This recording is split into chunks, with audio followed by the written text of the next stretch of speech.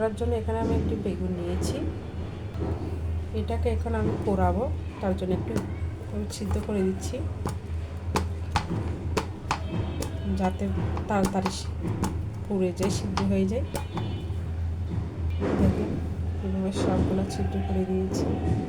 এখন এটাতে আমি সামান্য পরিমাণ তেল দিয়ে মেখে নেব যাতে উপরের চামড়াটা পোড়ানোর পর খুব ভালোভাবে উঠে যায়, লেগে না থাকে। এখন আমি এটা চুলার উপর বসিয়ে দেবো এভাবে। আর এদিকে আরেকটি তাওয়াতে আমি কাঁচামরিচ আর শুকনো মরিচ ভেজে নেব একসাথে। মাঝে মধ্যে এভাবে ঘুরে ঘুরে দিতে হবে, এভাবে ঘুরে ঘুরে পুড়ে নিতে হবে। মাঝে মধ্যে এগুলো ভাজতে হবে, এভাবে না হয় পুড়ে যাবে বেশি। ভর্তাটা করার জন্য এখানে আমি 2টা বড় সাইজের পেঁয়াজ কেটে নিয়েছি আর নিয়েছি ধনেপাতা কুচি করে। দেখেন এদিকে মরিচগুলো ভাজা শেষ, এগুলো নামিয়ে নেব।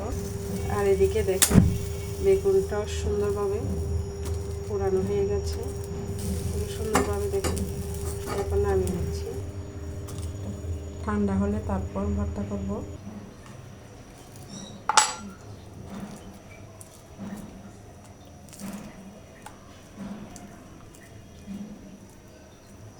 দেখুন কি সুন্দরভাবে চামড়াগুলো উঠে যাচ্ছে, একদম পরিষ্কার।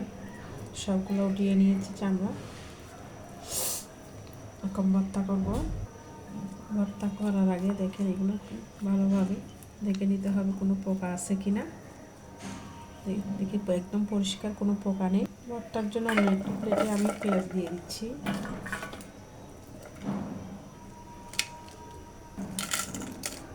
পরিমাণ মতো লবণ দিয়ে এগুলো মরিচগুলো ভেঙে নেব। প্রথমে পেঁয়াজগুলো দিয়ে ভালোভাবে ভেঙে নেব। এখানে কাঁচা পেঁয়াজ দিয়ে আমি ভর্তাটা কমপ্লিট করব। এখন পেঁয়াজ, কাঁচামরিচ, শুকনো মরিচ এগুলো মাখা শেষ। এখন আমি এখানে পরিমাণ মতো সরিষার তেল দিয়ে দিব, দিয়ে দিচ্ছি।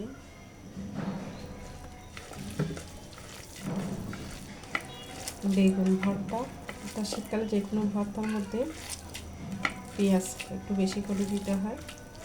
আর ধনেপাতা তো আসছে। এবার আমি পোড়ানো বেগুনগুলো মেখে নেব।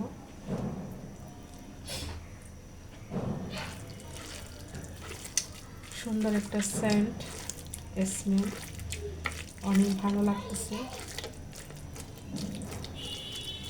বেগুন মাখা শেষ। এই পর্যায়ে আমি ধনেপাতাগুলো দিয়ে দিচ্ছি। বেগুন ভর্তা একটু বেশি করে ধনেপাতা দিতে হয়, তাহলে অনেক ভালো লাগে খেতে। লবণ একটু কম হয়েছে, তার একটু দিয়ে দিলাম। মালা চাও দিয়ে দিচ্ছি, এগুলো দিতে আমি ভুলে গেছিলাম। সামান্য পরিমাণ ছিল, এগুলো দিয়ে ভালোভাবে মেখে নিচ্ছি। এখন খেতে দারুণ হবে। দেখুন রেডি হয়ে গেল বেগুন ভর্তা বালা চাও দিয়ে। বেগুন ভর্তা রেসিপিটি কেমন লাগলো কমেন্টে জানাবেন। ভালো লাগলে লাইক, কমেন্ট, শেয়ার করে পাশে থাকবেন। ধন্যবাদ সবাই, ভালো থাকবেন, সুস্থ থাকবেন, বাই।